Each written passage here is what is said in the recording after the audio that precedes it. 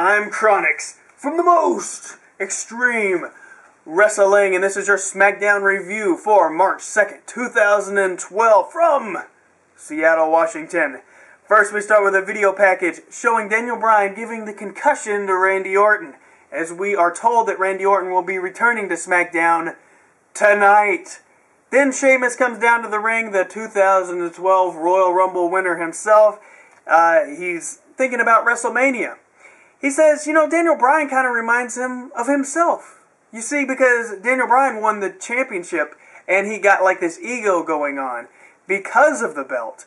And Sheamus went through the same thing. You know, he won the WWE championship, and he got this ego. He was a bad guy. He was doing all this stuff, and then finally he got humbled, and he turned face and said funny things like arse and made everybody laugh, and was a super face. So I guess maybe at WrestleMania, Sheamus can win the belt or whatever and then humble Daniel Bryan or whatever. I guess that's his point. So, all of a sudden, here comes Vicky Guerrero. Vicky Guerrero saying, excuse me, she's got Dolph Ziggler in tow and everything. She says that, or she starts making fun of the touching story that Sheamus just told, and Dolph weighs in by saying, who really cares about your story? And also makes fun of his hair. He's like, you know, Sheamus, it looks like your hair is on fire. As Sheamus says, well, that joke is about as old as your grandma. And of course, Vicky doesn't like that because he's talking about her. Because Vicky's a cougar. She's not old. But anyways, Vicky and Dolph also throw in there, just throw it in there real subtly. They say, well, you know, we like John Laryngitis over Teddy Long and everything. Because they got to further that storyline, whatever. So, anyways, Sheamus versus Dolph with Vicky. The match is going to happen now. And, man, this match was awesome. I gotta say, the crowd loved it. It was entertaining. It was smooth. It was a great match. And it's funny because to me, I was thinking, man, this would have been so much better to have at WrestleMania. This match right here. I don't care who is the champion, who won the Royal Rumble and all that. But to me, this would have been a much more compelling match. But I know they already laid all that groundwork with Daniel Bryan, so it wouldn't have been right to take it away from him and everything. And it's not like this match can't happen again at a major pay-per-view. So I can wait. I would much rather wait for belt stuff like that and championship matches. Because believe me, I'm the first one to say that they put the championship way too soon on Sheamus, like he was talking about earlier. And they put it on Dolph way too early as well. So, if they want to wait until they put like a major run with them where they can hold it for a long time, I'm all good with that. So anyways, like I said, the match was great. I really liked it. It was really entertaining. It was a great way to start off with an opening match or whatever. Irish Curse. Vicky puts the foot on the rope, being a bad manager. Well, I mean a good manager, but a heel manager at that, and she's really good at that. Celtic Cross, but no, gets rolled up by Dolph. 1, 2, and no, that does not happen. It's going back and forth, but not doing a bunch of high spots, so, I mean, I thought it was good. You know, you do like a backstabber or something. The announcers are reminding us of the Royal Rumble, of how Sheamus won it, and that Dolph Ziggler was very impressive in it. And then Jack Swagger runs down. He gets bro-kicked right down. He doesn't even get to have nothing happen. Famous or no, it's not over. White noise, then bam, Sheamus wins, and the crowd goes absolutely crazy because, I mean, it was good, and it was a good finish, and of course everybody loves Sheamus. Everyone wants to see Dolph get beaten down because he's such a jerk. Okay, now they got backstage talking about GM versus GM. Teddy is, he's talking to Oksana on the phone. Thank God she was just on the phone because I swear I didn't want to see her face. So, Johnny Ace is there. And Teddy is saying that he's going to run Raw, and Johnny is going to be running SmackDown, like next week. And I was like, what? But, okay. Not really sure how I feel about that. But anyways, this whole general manager versus general manager thing, it is funny. It is entertaining. I've been critical of it, but I've been critical because I'm afraid to what the outcome is going to be at WrestleMania when they actually have a match. I think it's pretty obvious that even though Johnny Ace is a former wrestler, they're not going to be having a match, Teddy Long versus John Laryngitis. I mean, Teddy Long used to be a referee, but come on. I think it's pretty obvious that it's going to be Santino versus Otunga at WrestleMania, which I guess is okay. I mean, I think I'm okay with that if that is going to be the case. But, yeah, I was afraid that somehow they was going to have Teddy Long wrestling, and I would have said no to that. Santino versus Heath Slater. That is the match up right now. Santino chants aplenty. They're going crazy for this guy, and it's just amazing me. And I mean, this is great. It's like, for Santino, I like Santino because he's good for the kids. He even gets laughs out of me. It's ridiculous. It's kind of stupid, but it's okay. I'm okay with it. It's for the kids, you know? It's not like, oh, Santino's going to be the next, you know, #1 face in the company. I'm okay with it anyways.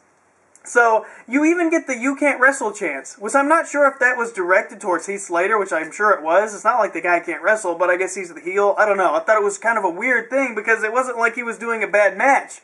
Or at least I wasn't seeing a bad match. Anyways, Heath Slater tries to go up to the top rope. Santino knocks him down. Of course, Heath Slater lands on the nether regions. Man, I always say that word wrong. Blah. And he's all caught up on the ropes, right? And Santino pulls out that sock and Cobra right to his face. Kabam! Santino wins by the Cobra strike. Okay, now they show the Undertaker Triple H angle once again. We're reminded that Shawn Michaels is going to be on Monday Night Raw. Now we have Eve backstage looking in a mirror, and Natalya comes in, and Natalya says, you know, Zach is a good guy, and you let him go. And Eve is like, but Zach stinks. And then Natalya makes a face. And then she farts. And she says, no, that stinks. And you know what? I think I had a minor epiphany. I think this is retarded. But at the same time, I think that it's actually kind of okay. Because when I think back to the Attitude Era, and one of the things that I remember, and I don't know why I remember it, but, you know, being a young teenager, I remember the choppy pee-pee thing. And thinking about it now as an adult, that sounds like the stupidest thing ever. But it stuck in my head. And it made me laugh at the time. And my friends and everything, you know, really thought it was kind of, like, really funny. Even though it was really ridiculous. So I'm thinking, you know, maybe this is okay for, like, the young fans and, like, the kids and stuff. Because, I mean, you know, fart jokes are funny. Ha ha ha. So they can laugh about it. And it can be for them. Maybe it's okay. I don't like it. I don't accept it. But I understand the purpose and the reason. So I'm going to at least give it some sort of pass.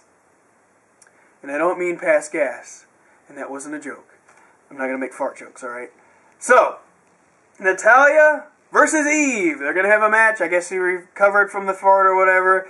Tried to do the handshake in the middle of the match, get slapped down, which I always love that spot when somebody gets slapped for trying to, you know, get handshaked or whatever, because it's so disrespectful. It's so funny. We want Ryder chants during the match. Nice.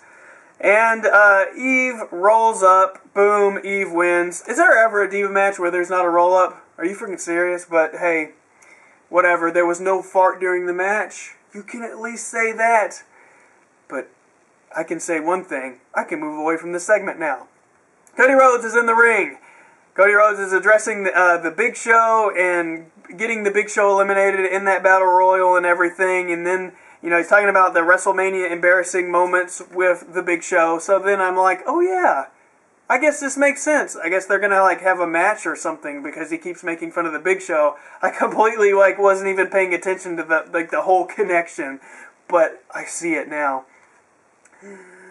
Oh my gosh, he wants to have a match. He says that, look, the Big Show is a choke artist at WrestleMania because he loses so many times. And he's lost like 6 times. I think I did the research. Like, he's lost like 8 matches and he won like 5 or 6. Which that seems like too many matches. But he's been at WrestleMania ever since 1999, so whatever. Okay. Finally, the Big Show comes out there, and this is what I don't like about this. The Big Show, you know, I've been getting on the Big Show's case a lot because, like, he acts so goofy, he tries to be funny, and it seems so unnatural. I saw his DVD, I know that he wants to be a funny guy and all that, but he just doesn't come off as naturally funny. He seems like he's pushing the boundaries too much, and it seems unrealistic. And I don't like unrealistic, because I want my wrestling to be 100% real, damn it. Anyways, just kidding. But still, I thought it was over the top. So as the Big Show comes out, Cody Rhodes goes into the crowd. like runs away from him, which I thought was also bizarre. I don't know, everything didn't really feel natural. I don't know, it just didn't seem like it was built up for Cody Rhodes to be the big running away heel, I'm going to hide in the crowd thing. Maybe I'm missing something, I don't know. But anyways, they make the match after Teddy Long comes out there. He's like, oh, it's going to be y'all at WrestleMania for the Intercontinental Championship, I guess. And I'm like, I kind of wish it was a different match at WrestleMania for the Intercontinental Championship. But I guess the Big Show ain't got nothing else to do, and he's got to be on the card. Anyways, Mark Henry versus the Big Show. And I was scared for Mark Henry because I've been hearing all these dirt sheet things that Mark Henry might be on his way out of the company. Who knows? But Mark Henry dominates the entire match, even gets the World's Strongest Slam. But WMD out of nowhere, and the Big Show wins. Teddy Long is now talking to Drew McIntyre. And he says, if you lose tonight, you are gone. So I'm like, I bet he loses. Alright, now, Randy Orton appears. This is his grand entrance. Randy Orton getting interviewed. For real? That's his big entrance? Anyways, he gives a, well, typical Randy Orton promo. Was it good? Was it bad? I don't know. It was exactly what Randy Orton always does. And, he's going to get retribution because Daniel Bryan cost him the World Heavyweight Championship and being in the match at WrestleMania or whatever. So now it's do or die. It's McIntyre versus Justin Gabriel. And, yeah. Justin Gabriel gets the 450 splash and an awesome camera angle by the cameraman and directors. I gotta give him props on that. And Justin Gabriel goes away with the win. Teddy Long comes on the Titantron and says, I have to let you go. And the emotions run wild with Drew McIntyre as he's very sad that he lost. So, I mean, it kind of looks like they're going to repackage Drew McIntyre into something else, I guess, and then he'll come back at some point. So, good show of emotions by what, I can't even remember, Drew McIntyre, that guy. I really hope they repackage him. I mean, he's got size, he's got ability. I don't personally like the guy, but they gotta do something. Because what they've been doing don't work. That entrance music don't work. His gimmick don't work. Because you can hear crickets when the dude's out there. I'm sorry. That's the way I feel about it. I hope the best for the guy when they redo him anyway. So they show the entire Rock versus Cena promo that was on Raw. And something I did not mention on my Raw review was that the whole Rock had the thing written on his wrist. And I saw it on the dirt sheets. Apparently it was real. It was a real thing. He had notes on his wrist that was this big. I could go on probably an hour rant about this, but let me ask all the fans this. Because I saw so many people on the internet and everywhere saying that The Rock can't cut a promo anymore because he has this on his deal. Dude, seriously? The Rock can't cut a promo anymore? Work! They're trying to, like, promote the whole thing that The Rock is an actor. That's my personal opinion.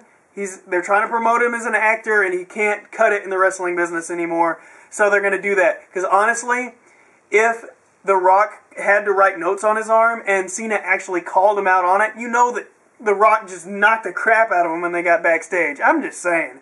That is a work. There is no way The Rock cannot remember key points. Seriously? I'm just saying. And obviously, I got a lot to say about this. I hadn't made like a special video about how I feel about the entire situation, but it's just some brief thoughts. Like, seriously? I mean, what do I expect? Like Chris Jericho to write, best in world, because I can't remember what my catchphrase is. Anyways, sorry. That just really bothered me. I don't know. I got issues. Anyways, now it's Daniel Bryan with AJ. He's getting interviewed. It's talking about, this, that, and the other. He doesn't watch TV. You know, he was born in Washington. Well, blah, blah, blah, blah, blah. But he doesn't care about that no more. He moved to Las Vegas, whatever. He beat 5 people in the Elimination Chamber. It was okay heel stuff. But, didn't blow my socks off. Randy Orton versus Daniel Bryan.